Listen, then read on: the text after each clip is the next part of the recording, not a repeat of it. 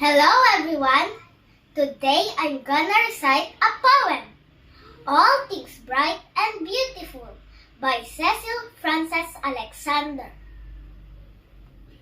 All things bright and beautiful, all creatures great and small, all things wise and wonderful, the Lord God made them all.